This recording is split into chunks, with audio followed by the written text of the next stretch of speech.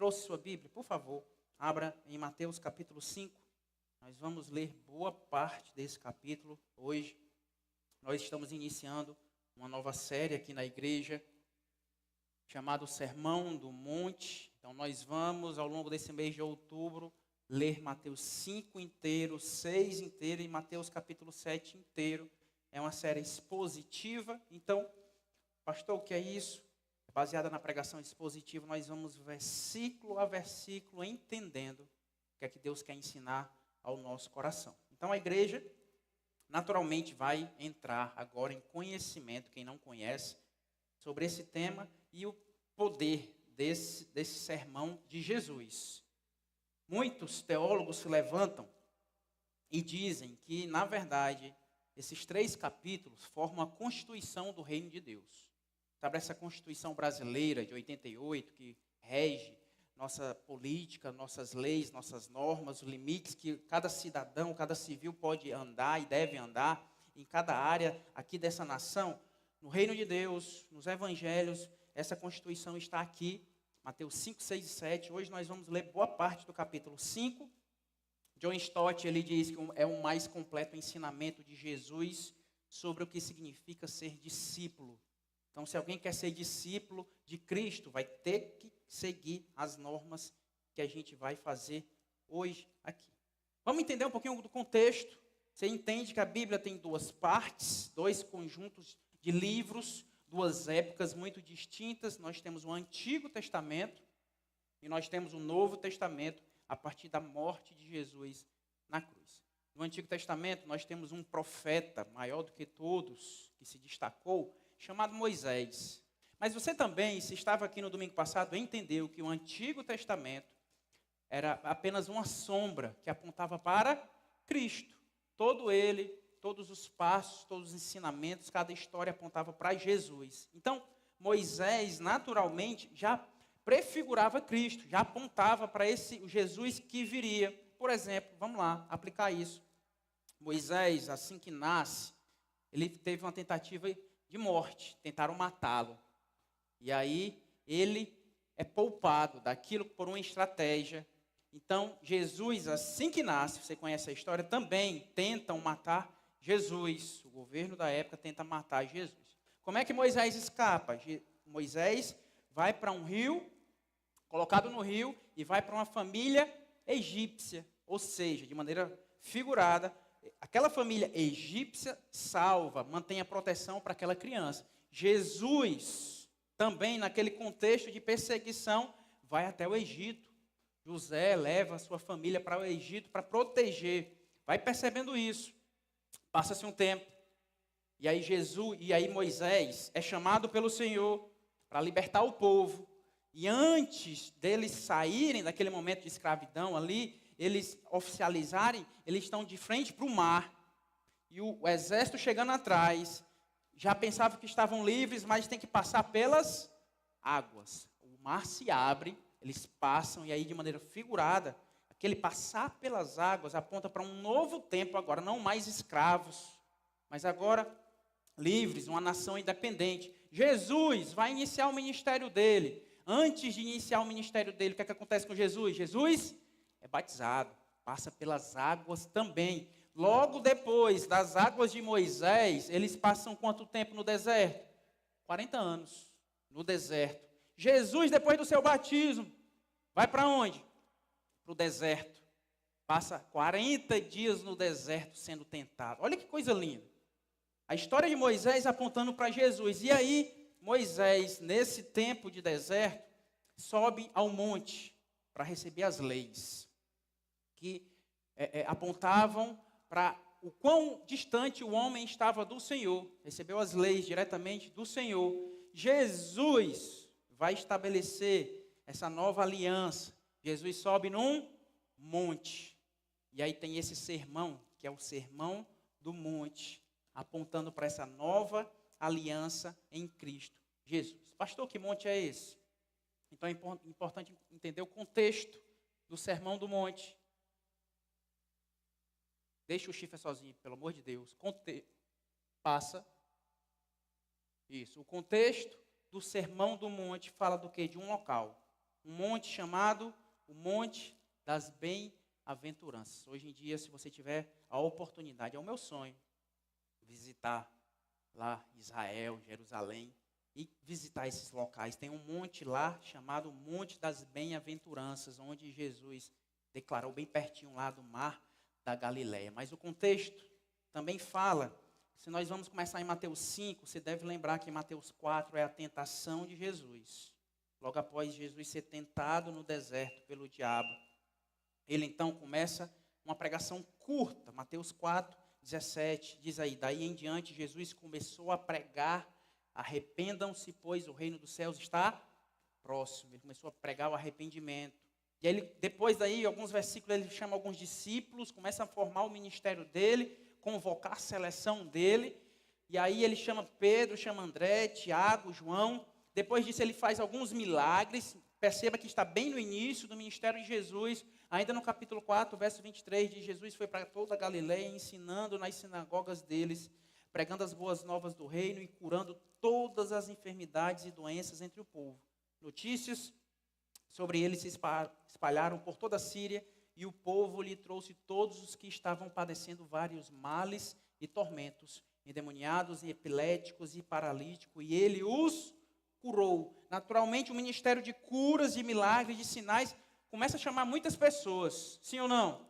E aí, verso 25 fala disso: grandes multidões o seguiam, vindas da Galileia, Decápolis, Jerusalém, Judeia e da região do outro lado do Jordão. Então, Jesus se encontra no início do ministério, as multidões começando a ouvir Jesus, só que Jesus entende que agora, nesse pontapé inicial, é importante eu apresentar o meu manifesto.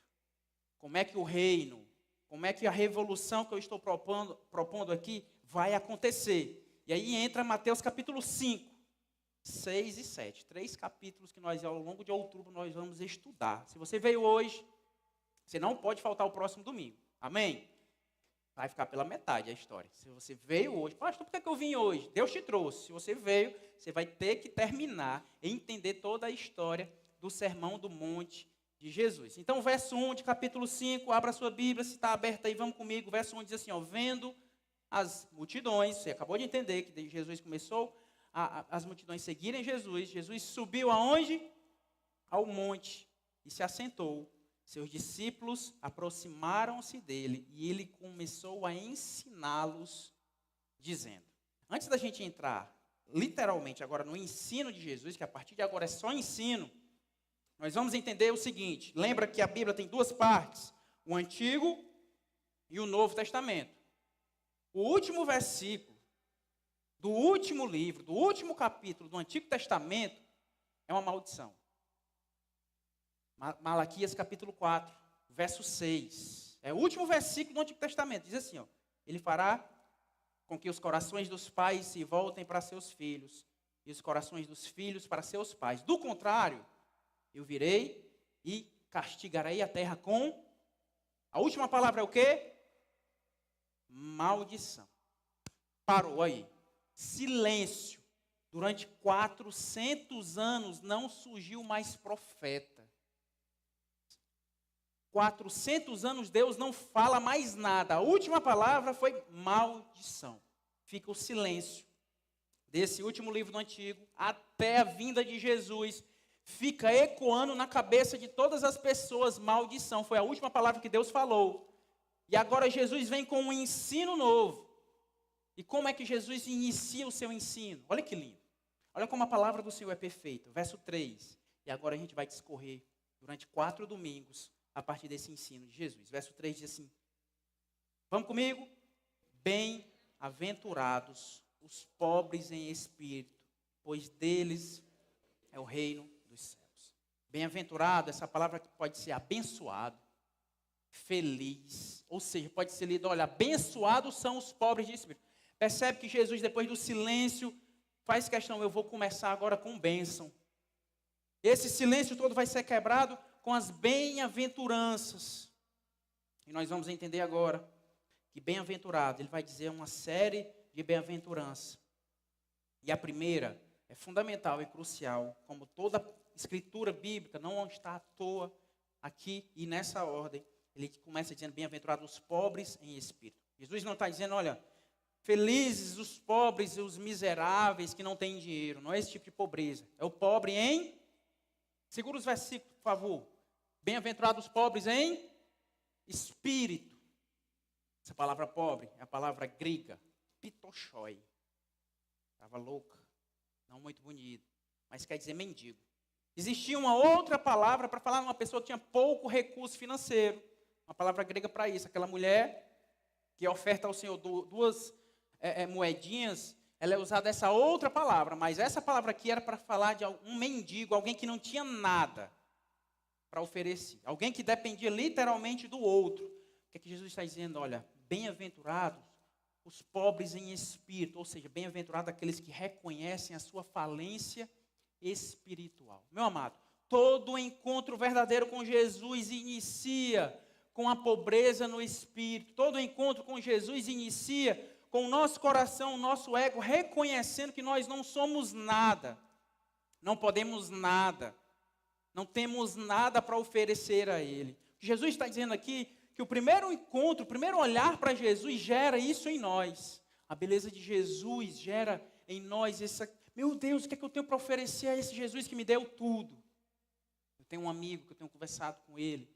Muitas das nossas conversas ele ainda não decidiu por Jesus, mas ele chora de uma maneira tão linda. Já a gente chega nessa parte do choro também. Mas ele vai chorando, olhando para aquilo ali e dizendo, Júnior, eu estou tão distante de Deus, minha vida está tão errada, o que eu tenho feito com a minha família é tão errado, os passos que eu tenho dado é tão errado. E aquilo ali...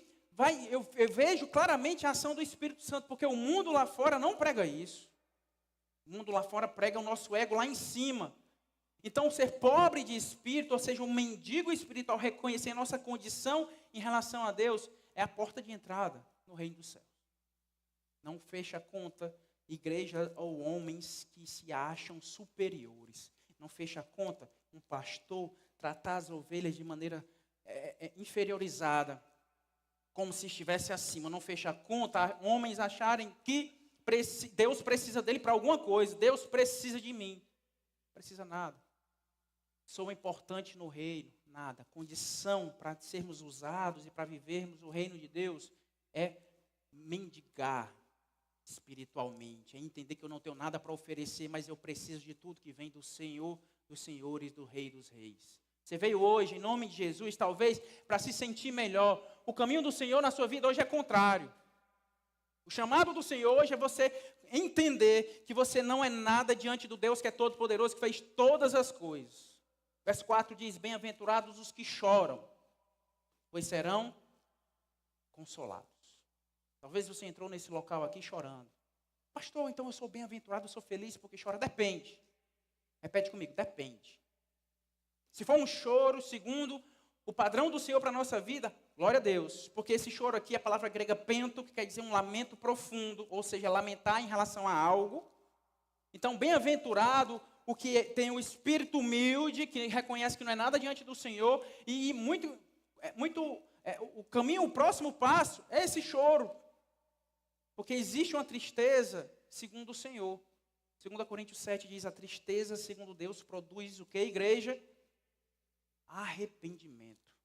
A tristeza, segundo Deus, produz um arrependimento, que leva o quê?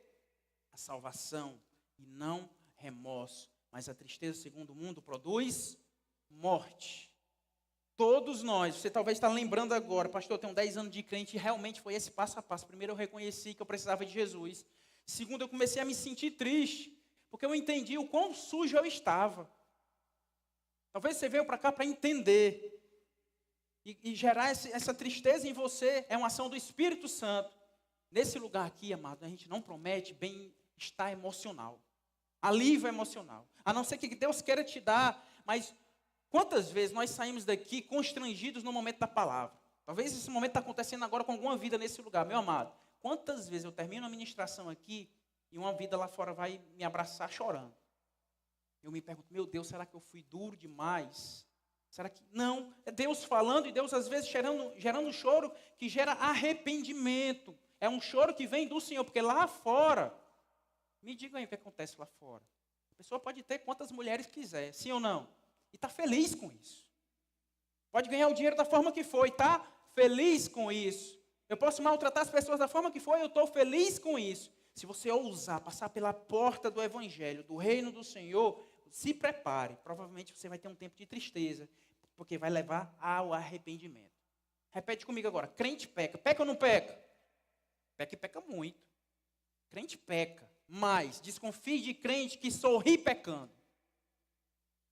Desconfie. Eu tive uma noite, traí minha esposa, e no outro dia eu estou feliz, sorrindo, lembrando, mandando mensagem, festejando a minha noite de adultério. Desconfie, porque o crente até cai, até erra. Infelizmente, nós estamos nessa carne, vamos cair, a gente erra. Só que, segundo o Senhor, a pessoa vai no outro dia estar como? Triste. Porque Deus vai começar a bater, olha, o que você fez não está certo. Você se diz cristão, você se diz renovado, o que você tem feito não está legal. E aí vem a tristeza para gerar arrependimento.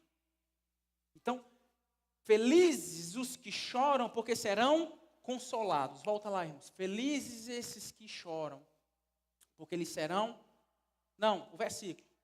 Felizes os que choram, pois serão consolados.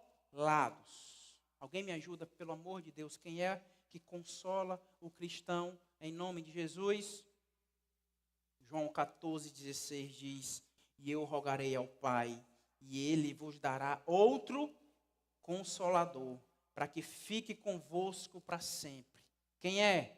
O Espírito de verdade, o Espírito Santo, que o mundo não pode receber porque não o vê nem o conhece, mas vós o conheceis, porque habita convosco e estará em vós.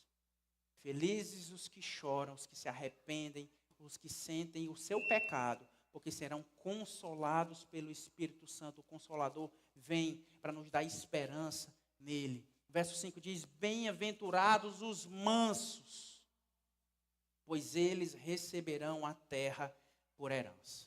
É ou não é uma lógica invertida? O que a gente acredita, o que era pregado na época, o que é pregado nos nossos dias, nós temos que ser valentes para conquistar. Nós temos que ser violentos, não tem que baixar a guarda para ninguém, não. Tem que ir para cima e derrubar. E vai, bota aí no juiz, faz audiência, faz o que for e derruba e ganha. Você tem que ser valente para derrubar, seja o que for, para expandir suas fronteiras. Você tem que ir com violência até contra vidas. Jesus está pregando agora, olha, minha lógica é outra. Bem-aventurados os mansos, pois eles receberão a terra por herança.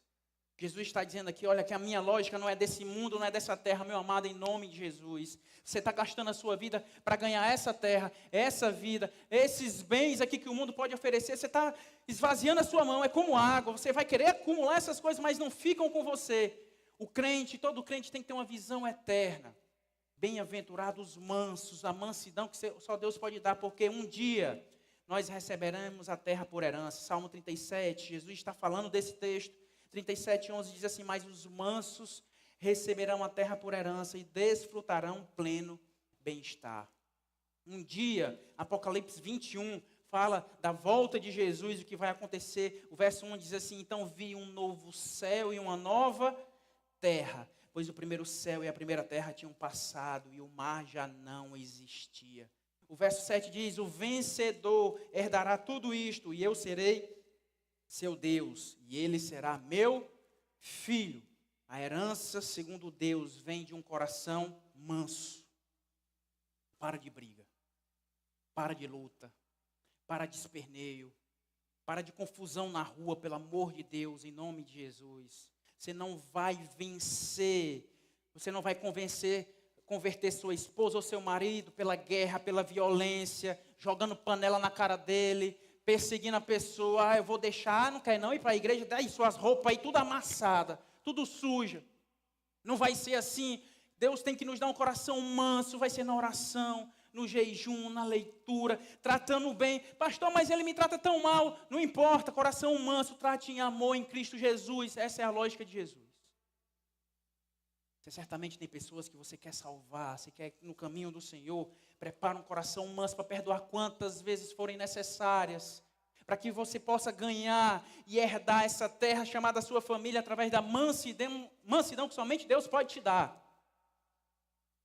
Quer a herança do Senhor, sim ou não? Pastor, eu não recebi nunca herança na minha vida, não tem nada que deixaram para mim. Deus está te dizendo nessa noite aqui, os mansos herdarão a terra.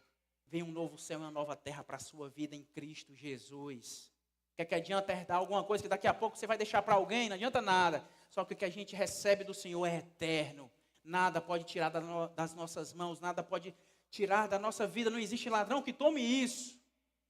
Viva pelo que é eterno em nome do Senhor Jesus. Verso 6 diz, bem-aventurados os que têm fome e sede de justiça, pois serão satisfeitos. Quero te perguntar com todo carinho, qual é a tua fome? Fome e sede é o que rege a nossa vida, é ou não é? Você pode ter o que for, construir o que for. Meu amado, se você estiver com fome, tem ali o Neymar. Pareceu o Neymar está no ginásio. Eu estou 3 dias sem comer. Estou 1 semana sem beber água, desesperado. Você nem se aguenta esse tempo todo. Tem um copinho d'água, aqueles copinhos de alumínio, bem geladinho, em cima da mesa. E o Neymar no ginásio. Meu amado, você corre desesperado por copo de alumínio. Pode ser quem for, o dinheiro que for, a boca seca, o estômago vazio vai nortear a sua vida. O que é que Jesus está dizendo? Bem-aventurados os que têm fome e sede por justiça. O crente, o discípulo de Jesus, segundo a constituição do reino, tem que ter fome e sede por justiça. Chega, igreja, de crente, sendo injusto, dando um salário injusto, tratando pessoas de maneira injusta, sendo injusto dentro de casa. Cadê os nossos jovens aqui? Diga eu. Você que vive com seu papai, com sua mamãe, chega de ser injusto com ele ou com ela. Pensa comigo, é justo sua mãe ser uma empregada dentro de casa, sim ou não? E cadê os jovens da igreja? Não é justo ela fazer tudo e daqui a pouco você, o marmanjão, acabou de almoçar, nem um prato leva para a pia. É justo? Fome e sede por justiça. Em nome de Jesus, justiça começa dentro de casa. Não adianta nada ser bonitinho aqui na igreja, ter a blusinha da igreja, eu sirvo no ministério da igreja e dentro de casa age de maneira injusta. Tua mãe sofre, e aí tem um arranhãozinho, manchou a gola da minha camisa nova do pureza, não está mais pura, e trata a mãe com pedrada e jogando coisa por conta de mancha em blusa, porque está um amassadozinho na roupa. Injustiça. Bem-aventurados que têm fome e sede de justiça, porque o reino de Deus, meu amado, você que está sendo hoje injustiçado, talvez está sendo, no seu trabalho, na sua rua, na sua família, na igreja, na sua religião. Talvez a sua vida é de injustiças. O pastor merecia mais, eu entendo isso. Mas um dia, repete comigo, um dia, a justiça do Senhor será feita. Amém? O que é que o texto diz? Pois serão satisfeitos. Não sei quem está com fome aqui, mas tem gente que entrou aqui satisfeito porque lanchou. Pastor, eu comi uma bananadazinha com creme crack, estou satisfeito aqui. Até o talo aqui vai até meia-noite. O negócio aqui começa a duplicar dentro de mim, crescer. Estou satisfeito. Eu não preciso, porque eu sou... Então, o que Deus está dizendo, olha, eu vou te dar essa bananada com creme crack espiritual. Aí vem um reino de justiça. Tem chegado um reino de justiça. Talvez não seja nessa terra, mas em breve o nosso Jesus vai voltar. Em breve, esse sistema do mundo aqui, todo corrompido, todo errado, será deixado de lado. Vem um tempo de justiça sobre a nossa vida em Cristo Jesus. Verso 7, bem-aventurados os misericordiosos, pois obterão misericórdia. A palavra misericordioso é uma palavra grega, elemon, que quer dizer, é um conjunto de 2 palavras, compaixão mais bondade prática. Não é só, olha o bichinho, vala, olha como é que ele está. Não, misericordioso, segundo a palavra do Senhor, olha o bichinho, eu vou lá ajudar, eu vou lá fazer algo, vou tentar fazer alguma coisa. Então, essa palavra aqui, misericordioso, é compaixão, é sentir, ter a paixão do outro, sentir a dor do outro, mas ir lá e fazer algo. Gerar um movimento em nós. Chega de crente, em nome de Jesus, que só tem pena. Já prestou atenção agora que a gente está tendo pena agora no celular? Durante 5 segundos, vala, levou uma queda, passei o vídeo, já não tenho mais. E a gente vai se acostumando a ter esse tipo de coisa, fala, olha ali, caiu ali em frente à igreja. Peraí, eu ver o que eu faço. Vou pegar o celular e vou filmar. A compaixão não é isso, é sentir e fazer algo. Bem-aventurados esses que sentem e fazem algo, pois obterão o quê? Misericórdia. Ou seja, o que a gente entrega no reino do Senhor, no reino de Jesus, está estabelecendo aqui, eu recebo também. Percebe que no tempo de Moisés, na lei de Moisés, era o quê? Olho por olho e dente por dente? Era ou não era? Se você roubou, arranca a mão. Vixe, Maria. Era assim que acontecia. Agora em Jesus, é a reciprocidade, mas para o bem. Seja misericordioso que você receberá misericórdia do Senhor. Tiago capítulo 2, verso 12 diz, falem e hajam como quem vai ser julgado pela lei da liberdade. Porque será exercido juízo sem misericórdia. Porque será exercido juízo sem misericórdia sobre quem não foi misericordioso. A misericórdia triunfa sobre o juízo. Meu amado, repete comigo agora. Deus, me dê um coração misericordioso. O que você fizer, a forma de misericordiosa que você agir aqui na terra, Deus vai agir com você. Reciprocidade. Nesse sermão aqui, Jesus fala da reciprocidade. Na oração do Pai Nosso, no Mateus 6, a gente vai chegar no outro domingo, ele diz, Pai, perdoa nossos pecados assim como perdoamos aquele que tem nos ofendido. Ele diz em Mateus 7, não julguem para não serem julgados. Mateus 6, ele olha, dê em secreto, que o seu Pai que vem em secreto recompensará você. Reciprocidade. Então, Jesus está dizendo aqui, olha, no meu reino existe a reciprocidade. Deus não está de braços fechados, trancados, vendo os filhos dele sendo misericordiosos e não fazendo nada. Deus está prometendo, se você tem sido misericordioso, se prepara. Eu vou agir com bondade na sua vida também. Se você está plantando misericórdia, se prepara. Vem um tempo de misericórdia do Senhor, de bondade do Senhor na sua vida também. É isso que Deus promete para a nossa vida. E que bom que é isso. Se parasse na ordem de ser misericordioso, amém. Já seríamos, já era um desafio suficiente. Mesmo assim, Deus escolhe, eu vou responder com misericórdia. Porque eu não fico devendo nada a ninguém. O que você fizer a um desses pequeninos, está fazendo a mim, diz o Senhor. Igreja, nós temos que ser uma igreja não fechada em quatro paredes. Tem que ser uma igreja bondosa. Sai daqui. Aqui é como se a gente estivesse treinando para viver e para estabelecer o reino do Senhor lá fora. Vidas estão precisando de misericórdia lá fora, de bondade do Rei lá fora. E Deus escolheu cada uma das pessoas que estão nesse lugar para trazer um novo tempo sobre redenção e essa região em nome de Jesus. Não podemos ver, não podemos aceitar pessoas que não sabem ler ao nosso redor e a igreja não fazer nada. Repete comigo, responsabilidade minha. Não podemos aceitar pessoas no pé da serra, ou seja, em qualquer rua da cidade, passando fome. Responsabilidade minha. Não podemos aceitar a vida sofrendo, precisando de apoio, de um ouvido para conversar, de um contato humano, de olho no olho, e a gente não fazer nada. Se Deus nos deu atenção, se Deus foi misericordioso para conosco, nós devemos inundar essa região com a misericórdia do Senhor, bondade do Senhor em cada rua, em cada casa, através de cada vida nesse lugar. Chega de estar parado, chega de estar estagnado. Jesus está dizendo isso, verso 8, bem-aventurados os puros de coração, pois verão a Deus. Alguém quer ver o Senhor aqui? É um do meu maior sonho. De vez em quando eu oro, Deus, amanhã de manhã, me acorda. Queria ver o Senhor sentado na pontinha da cama, olhando para mim. Eu juro que eu não ia me assustar. Bem-aventurados os puros de coração. Essa palavra puro é a palavra grega kataros. É algo limpo, sem mistura. Parece ou não parece com catarro? Parece. E o catarro decorre dela. Olha, eu fui pesquisar. Meu Deus, parece um catarro. Ou seja, o catarro tem a mesma raiz. Ou seja, o catarro é aquilo que o corpo expulsa para ficar limpo. Bota para fora, é algo que escorre. Derivou disso. Mas essa palavra aqui, no original, kataros, é limpo, sem mistura. Então, bem-aventurados aqueles que têm o coração. Bem-aventurados puros, cátaros, de coração, pois verão a Deus.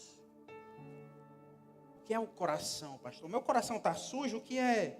Não, o coração é o centro do homem, é o seu eu interior, é quem você é de verdade. Porque é muito fácil ser ator aqui na igreja ou ser ator lá fora. Vestir roupa de crente, fala de crente, Bíblia de crente, tudo de crente, mas por dentro está podre. Jesus está dizendo aqui, olha, bem-aventurados os puros, mas não é por fora, não. Você pode até estar sujo, você é um mecânico que, pastor, está aqui, minhas mãos aqui, tudo preta, suja. Tem sujo em todo canto aqui, é graxa que não larga, já é meu, deixa o negócio aqui quieto. E vem, não importa. O que importa é o quê? O meu coração. É isso que Deus está nos chamando aqui. O que adianta você ter o banho que foi? Mulher tem essas coisas, né? Banho não sei de quê, uns pozinhos, umas cores que mistura com água. Não adianta a pele estar lisinha como for, mas o coração está imundo. Não serve de nada. Não vai ver o Senhor. Deus quer os puros de coração. Não, o reino de Deus não é um reino de aparências. Amém, igreja?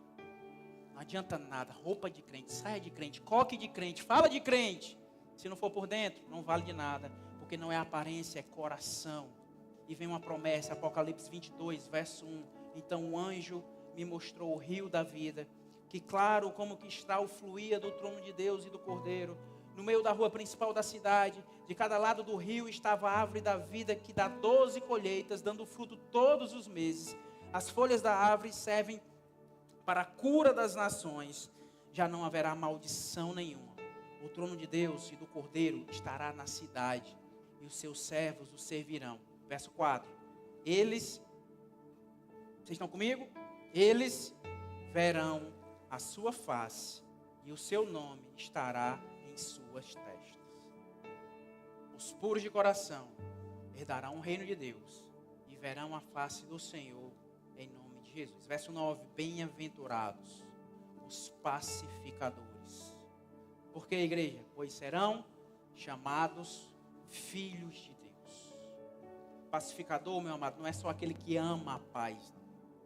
Pacificador é aquele que promove a paz.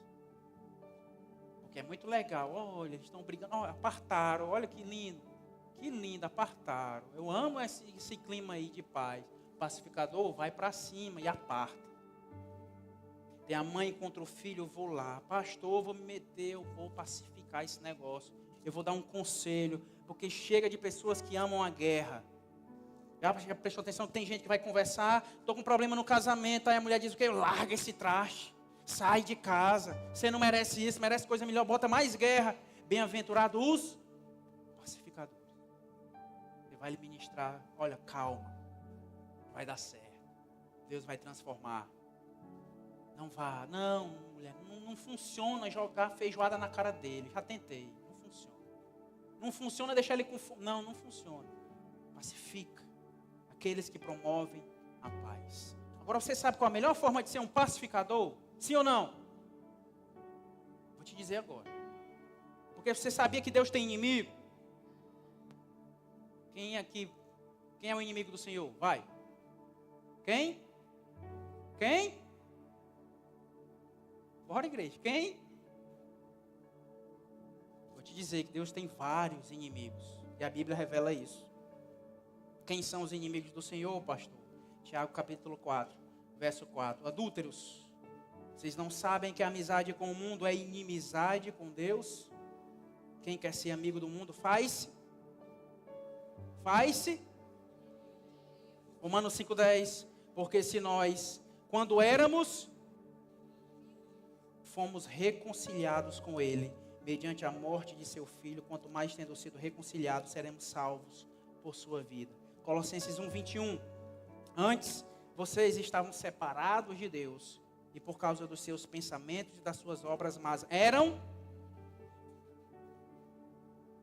ou seja, inimigo do Senhor é todo aquele que vive distante da vontade do Senhor. Então, pastor, meu chamado é para ser pacificador? Sim. Pacificador é aquele que promove a paz? Sim. A melhor forma de você ser um pacificador é pregando o Evangelho.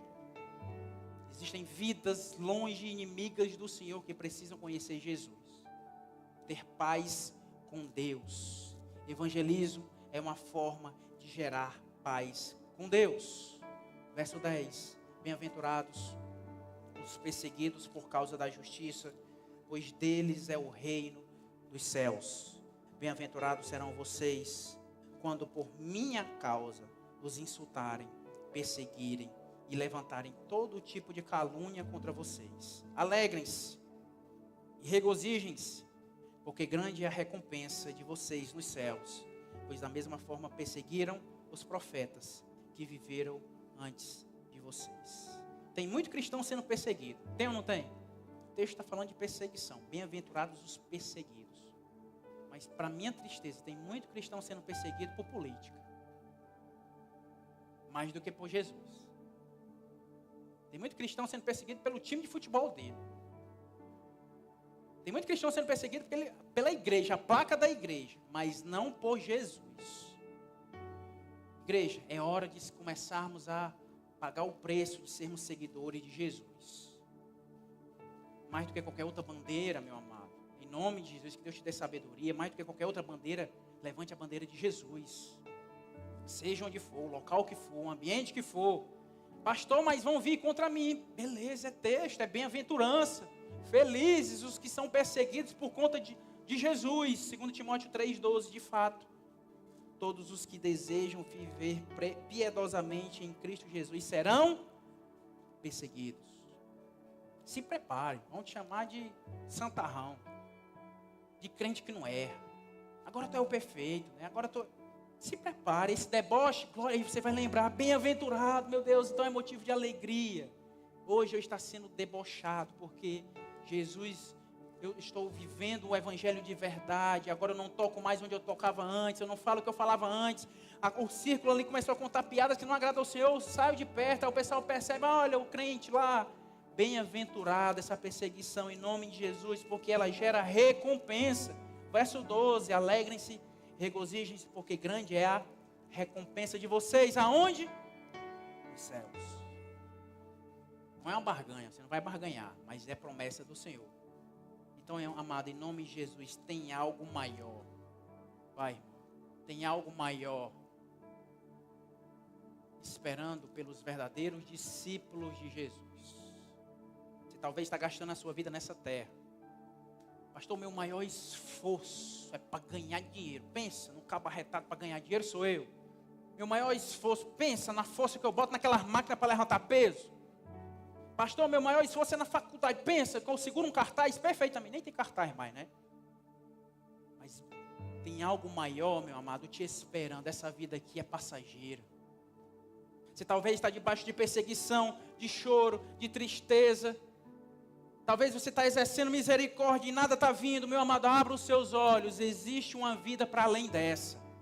Existe algo eterno. Deus tem visto o seu esforço. E Deus tem promulgado essa constituição aqui para que você viva debaixo dela. 1 Pedro capítulo 3. Capítulo 1, verso 3. Bendito seja o Deus e Pai de nosso Senhor Jesus Cristo. Conforme a sua grande misericórdia. Ele nos regenerou para uma esperança viva, por meio da ressurreição de Jesus Cristo dentre os mortos, para uma herança que jamais poderá perecer, macular-se ou perder o seu valor. Herança guardada nos céus para vocês, em nome de Jesus. Esse texto, essa parte das bem-aventuranças termina agora, mas o nosso desafio é terminar 3 capítulos em 4 domingos. Nós vamos agora entrar verso 13, diz assim: vocês são o sal da terra. Mas se o sal perder o seu sabor, como restaurá-lo? Não servirá para nada, exceto para ser jogado fora e pisado pelos homens. Meu amado, esse mundo tem precisado cada vez mais de verdadeiros cristãos. Esse mundo tem precisado estar cada vez mais apodrecendo. Cada vez mais as vidas estão sendo descartadas. Cada vez mais as pessoas estão amando mais as coisas do que as pessoas.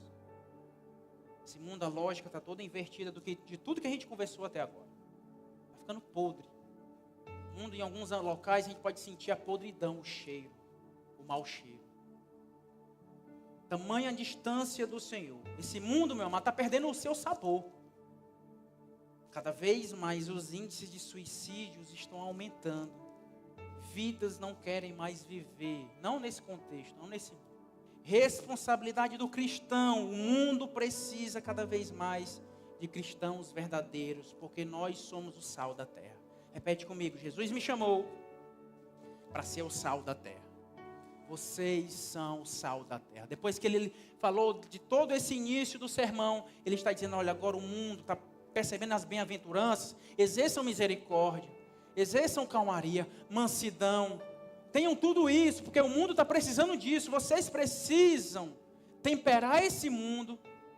E o sal, na época, tinha outra finalidade, que era não deixar que as coisas apodrecessem. Não tinha geladeira, não tinha freezer, não tinha nada, era salgar. Salgava a carne para ela durar mais. O sal tem esse poder de tanto manter, e manter a vida, como dar sabor. Se você quer ser sal, haja como um verdadeiro discípulo de Jesus. Haja como um verdadeiro discípulo de Jesus e seja sal e luz para esse mundo. Pastor, começa onde? Repete comigo, eu vou começar na minha casa. Você começa salgando a sua casa, a sua família, mantendo, segurando lá em oração de joelho. Ninguém percebe, mas você está mantendo, salgando, dando tempero para aquela família, para aquela casa. É o seu sorriso diante da dor, diante do deboche, você vai e trata em amor.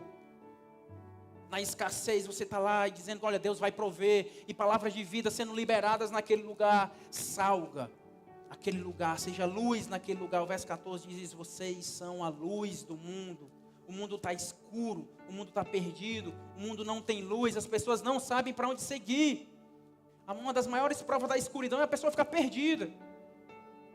Antigamente na nossa casa, quando faltava energia, não tinha negócio de celular para ligar na hora. Passava um bom tempo chegando até a gaveta que tinha a vela e o fósforo para acender. Enquanto isso, a gente ia apalpando. Escuridão gera isso, pessoas perdidas. Onde elas acham que é o caminho, elas seguem, às vezes vão seguir errado. O mundo precisa de verdadeiros cristãos, porque nós somos a luz do mundo. Você é a luz do mundo. Ou pelo menos você tem que ser a luz do mundo. Jesus nos chama para isso. Verso 15 e 16, para a gente terminar por aqui hoje. E também: ninguém acende uma candeia e coloca debaixo de uma vasilha. Ou seja, se você é luz, não esteja escondido. Como quem diz o cearense, à mostra. Deixa as pessoas verem. Pelo contrário, coloca no lugar apropriado e assim ilumina a todos que estão na casa. No seu ambiente de trabalho, você tem que ser conhecido como luz. Chega de timidez. Chega de timidez. Desafio, segunda-feira é tempo de desafio, de começar projeto novo. Vai lá e fala. É uma reunião, o pessoal faz uma reunião lá. Eu quero trazer só um versículozinho aqui para vocês. Quero dar uma pequena palavrinha aqui para vocês. Não seja chato, mas fala, apresenta, seja luz naquele local. Verso 16. Assim, brilha a luz de vocês diante dos homens, para que vejam as suas boas obras e glorifique ao Pai de vocês que está nos céus.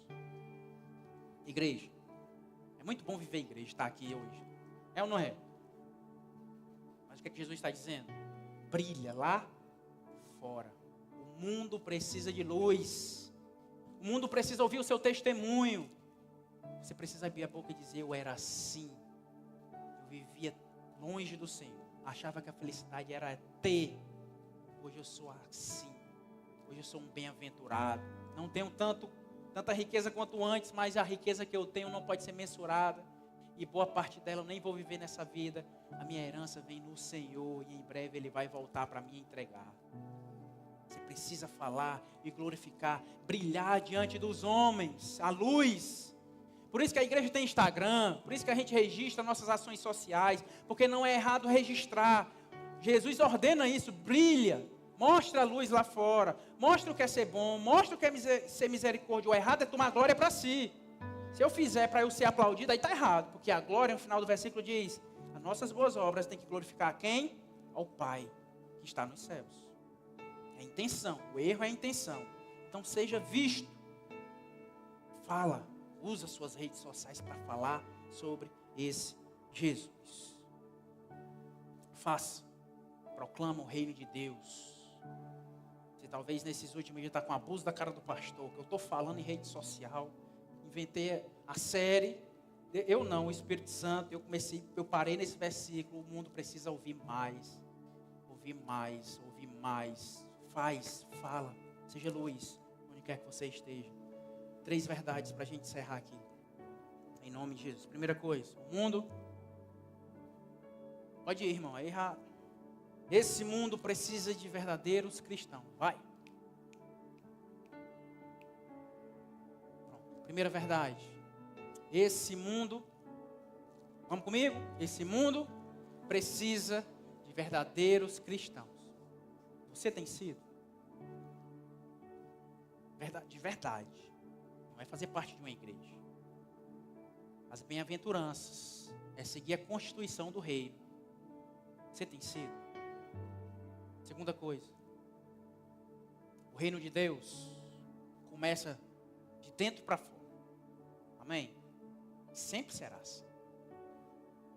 Sempre será assim. Se tem uma coisa que eu aprendi nesse meu pouco tempo de ser pastor, é de querer lavar quem não quer ser limpo. Meu amado, dá um trabalho tão grande. Primeiro, a pessoa precisa de verdade encontrar Jesus. E aí Jesus começa a revolução de dentro. Coração puro, vai purificando. E aí ela vai expressando. O que acontece, muitas vidas entram na igreja. E agora, eu tenho que mudar o quê? O que é que eu não posso mais vestir? O que é que eu não posso mais usar? O que é que eu não posso fazer? Eu digo, olha, relaciona-se com Jesus. A primeira coisa é relacionar-se com Ele. É de dentro para fora. É ter o coração purificado. E aos pouquinhos você vai mudando, sendo transformado e renovado. E última coisa. O último conselho para a sua vida. Tire seus olhos do temporário. Viva pelo eterno. Amém? Sua vida talvez até hoje estava sendo prescrita e desenrolada para essa terra, para essa vida. Meu amado, acabou. Se você quer ser discípulo de Jesus, se você quer viver no reino de Deus, a condição é essa. Tira os seus olhos do temporário. Que você pode conquistar aqui e fica aqui. Coloca os seus olhos no que é eterno. Em breve a sua lágrima será enxuta e virá tempo de alegria na sua vida, em nome de Jesus. Pastor, hoje eu vivo de aluguel. Aliás, nem dinheiro para pagar aluguel eu tenho. Moro embaixo da ponte. Em breve os mansos herdarão a terra. Já parou para pensar que a promessa do Senhor da cidade santa é uma cidade de ouro e de cristal? As ruas de ouro e de cristal. Você vai ter uma casa linda lá. Um triplex para você, em nome de Jesus. Porque tamanha a sua mansidão de coração. Você vai herdar. Essa vida é passageira. Não é tudo. Viva com os olhos fitados na eternidade. Pastor, mas é tão ruim viver com depressão, com ansiedade. Eu sei. Eu lido com isso semanalmente na clínica. Eu sei quanto você sofre com isso. Lembra de uma coisa. É passageiro. Em breve, tudo isso vai embora. Tudo isso, toda essa luta e dificuldade vai ficar para trás. Você viverá eternamente vendo o Senhor face a face. Essa tem que ser a esperança da vida de todo crente, de toda pessoa que está nesse lugar. Não perca a sua vida vivendo a vida como o mundo diz. Viva a partir de hoje, de acordo com os padrões de Jesus, que você viverá de verdade. Você pode ficar de pé no seu lugar, em nome de Jesus. Quero orar pela sua vida. Vai ficando em pé e vai fechando os olhos. Se você me permitir, eu quero fazer uma oração pela sua vida. Em nome do Senhor Jesus. Se você puder, coloca a mão no seu coração. Lembra do texto, os puros de coração verão o Senhor. Lembra do que eu acabei de dizer aqui, a revolução começa de dentro para fora. Não procura regras.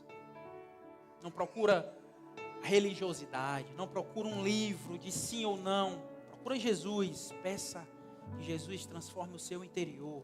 Pastor, eu não sei orar, nunca orei. Daqui a pouco a gente chega. Ele vai no sermão, vai falar sobre a oração também. Mas enquanto isso eu te digo, orar é conversar com Deus. Com as suas palavras. Da sua forma. Sem repetir nada que foi dito a você. Mas conversa com o Senhor agora. Talvez com uma frase a sua vida seja transformada nessa noite. Deus, que essas vidas aqui nesse lugar. Que esses homens, que essas mulheres que aqui estão, meu Pai, possam viver um novo tempo. Que a partir de hoje a tua igreja viva sobre essa nova ordem, a ordem do reino dos céus. Que Que nós sejamos bem-aventurados, que a gente possa ser sal, meu Deus, e luz para esse mundo, em nome de Jesus. Que a gente já não viva mais para nós mesmos, meu Pai. Que a gente já não viva mais preso, meu Pai, aos nossos desejos, ao que o mundo diz que é o certo. Que a gente viva de hoje em diante, meu Deus, olhando para o Senhor. Cada homem, cada mulher nesse lugar, meu Pai, descubra o que é viver de verdade, meu Pai. Talvez até hoje tenha vivido buscando, meu Deus, viver por coisas que são tocadas, meu Pai, mas o Teu reino, meu Deus, é invisível, nem sempre é tocado, meu Pai. Que essas vidas descubram, meu Pai, que existe algo além de tudo aqui nessa vida, meu Pai. Que o Senhor resgate vidas, meu Pai, de ter abraçado a filosofia desse mundo, e que essas vidas retornem para o Senhor e vivam para o Senhor, meu Pai, em nome de Jesus. Nos dá um coração puro, Pai. Derrama mansidão, meu Deus, que nós sejamos misericordiosos, meu Pai, em nome de Jesus. Que nós sejamos pacificadores, meu Pai. Meu Deus, que a gente realmente chore com o pecado, não se alegre nele. Nos dê, meu Pai, pobreza no espírito, para que a gente entenda, meu Pai, quem nós somos nessa relação. Derruba o nosso eu, o nosso ego, o nosso orgulho, meu Pai. Nos faz verdadeiros discípulos do Senhor, Pai.